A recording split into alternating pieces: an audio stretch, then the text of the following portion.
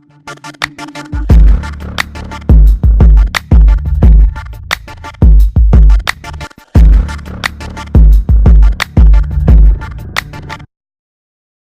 guys, so we're back here, and as you can see, this is our hashtag research spreadsheet. And last lesson, we dove into kind of how we're determining what hashtags to research, what we're looking for in each one of those hashtags, and where to put what. So the user amount, the hashtag name, the likes, and the comments for the top 9 engagement. And as you can see, we have a spreadsheet here full of hashtags that we can use to go over today. So remember in our last video, we started with the hashtag of quote, which will be right here.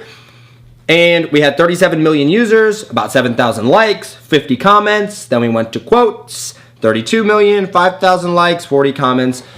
We spreadsheeted that. Here is what this spreadsheet looks like. So we just went down and kept going. Quotes to live by, quote life, quote of the day, perfect, perfection, persistence, dream big, hard work, all the hashtags related to the quote account, motivational, luxury niche that we were focused on. As you can see here, it is all built out. You can see just by looking at a hashtag, the user amount, the likes, and the comments. And this is what we're going to use in order to determine what hashtags you would use as either a starter account, a mid-range account, an advanced account, wherever you may be to try and boost engagement. All right? So I'm here with Josue, and Josue, as we look at this, what exactly are we looking for? So, especially for a beginner account, when you're big, you can basically use any hashtag and you will rank. But here's the thing. When you're smaller, you want to find a combination of hashtags in which you're able to rank in most of them, if not all of them. And I'm going to explain myself on this. What you're looking for is, if you're small, again, like let's say less than 200,000, which most people are, right? 200,000 followers. What you're looking for is the top 9 posts, and if you're able to compete in that, let's say, little ring, right? And this, I mean, he says under 200,000, but this is specifically for, I mean, like 5,000 followers, 1,000 followers, 10, 50,000. Exactly. All ranges of this. Yeah, anybody. So what you're looking again is if you're able to compete in the top 9 posts. So for example, we just mentioned the quote hashtag. In order to compete in that little ring, in that little matchup, you need around 5,000 to 7,000 likes per post and around 50 comments, right? So if you're able to get 5,000 to 7,000 likes roughly and 50 comments, then use the hashtags and you'll be able to rank in that hashtag. Remember something that's very important though, is the comments do play a large factor here, because I see a lot of accounts that, and they come to us and they say, Josh, Josue, I'm getting 5,000 likes, right, on my posts. And I say, okay, but how many comments are you getting? And they're like, well, I get 3 comments, or I get 4 comments.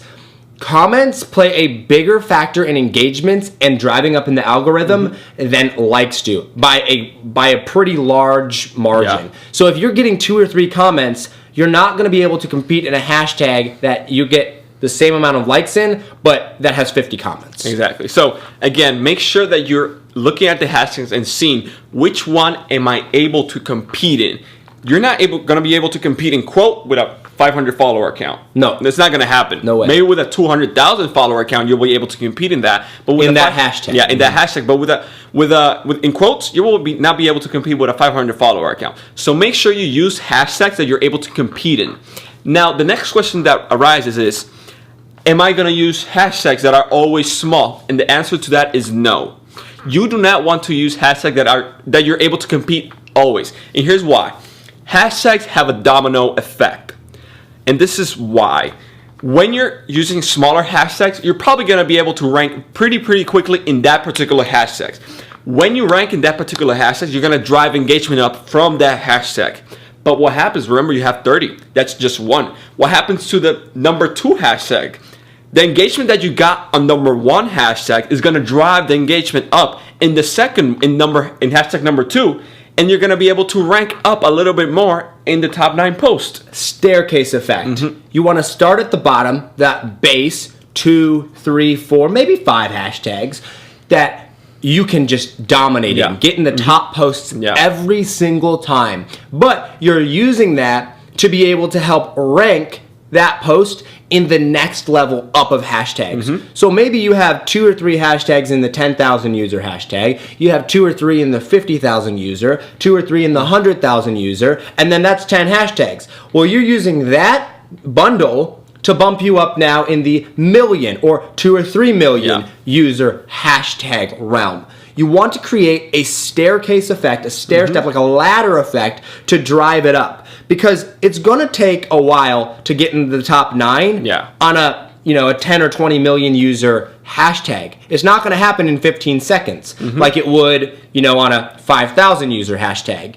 But as posts get more and more engagement and grow bigger and bigger, you're going to eventually be pushed up into that higher hashtag users. Exactly.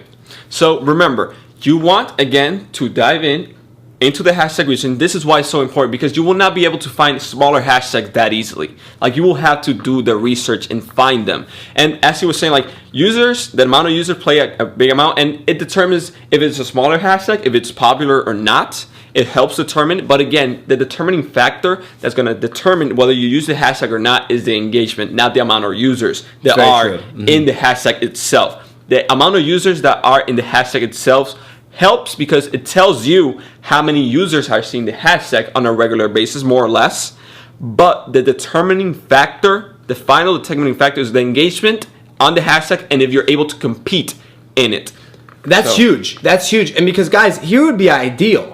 The ideal thing to be able to find would be a hashtag with a ton of engagement. A ton of users. 30, 40 million people using that hashtag. But low competition. Because you can rank, even with a smaller account, you'll be able to rank in that.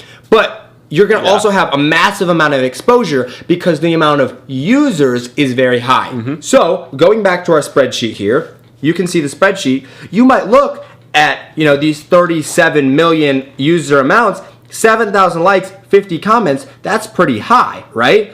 But if you go down to say, let's look here. This is a 14.6. The percentage of this quote of the day, 14.6, 3,000 likes and 35 comments. That's actually a higher percentage of users than it is on the 7,000 and 50 comments. So it would be harder to rank with quote of the day percentage wise than it would be on quotes. So if you just continue to go down through the spreadsheet, how you're looking at it is you're trying to figure out, okay, what's the user amount, what's the like and comments amount, and determine, can I compete in these 2 categories right here? This does not matter for you to determine whether or not you're going to use it. This matters about exposure, how many other people are going to see it. These 2 categories right here are going to determine whether or not you use that quote. And that is where so many people mistake. Not only do they think, okay, I want to use popular hashtags, that's wrong. But not only that, when they realize, oh, okay, I don't want to use such popular hashtags, I'm going to go down and use like less user hashtags. There are some less user hashtags that have crazy engagement, and they're not going to be able to rank even if they use those as well. So make sure that you're looking over this spreadsheet here completely before you would just go in and just dive in and ultimately determine, all right, this is the one I'm using, and there's no questions asked. Does that make sense? Are we tracking here? Like, make sure that you understand this. That was a lot of information in this video, so if you don't understand it, make sure that you go back and re-watch the video. And take step by step. Like, as we're talking about this, make sure you're doing it too, because it will help you a lot. So let's just recap, because there was a lot of information there. First off, you're building this spreadsheet. This is what the completed spreadsheet is going to look like. Build this spreadsheet before you go and start using hashtags.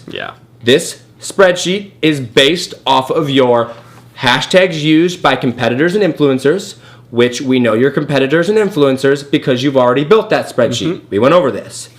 After you've built this spreadsheet, you're looking at 3 things. You're looking at the user amount, the like, and the comments. All right? The amount of likes, the amount of comments.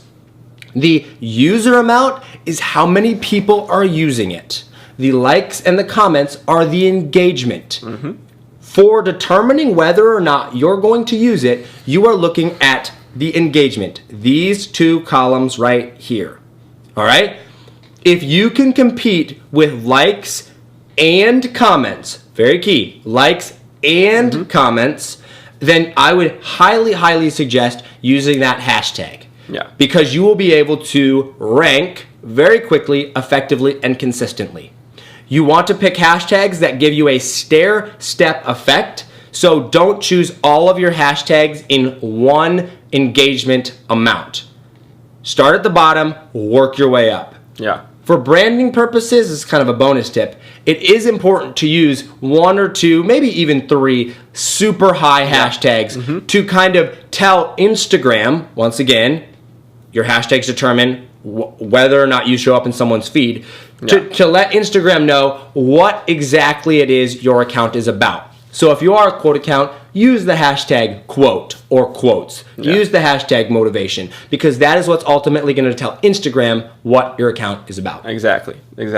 And that is super, super key and important, because like he said, it's a stairway. It's a domino effect that the hashtag have. You don't know, maybe you might rank even in the top posts. We have had posts rank at the top, like in the hundreds of thousands of millions of users. 100 million, yeah. And it has ranked because we've had the staircase and the domino effect. So again, don't set the hashtag in stone. Like it's about testing and seeing what works for you. So if a set of hashtag is working this month of this week, let's say, but then the next month you see that it doesn't work, don't be afraid to do the hashtag research again and switch things up. Yeah, change up your hashtags. You have a list. You've done all your research for a reason. You've laid it all out here for a reason.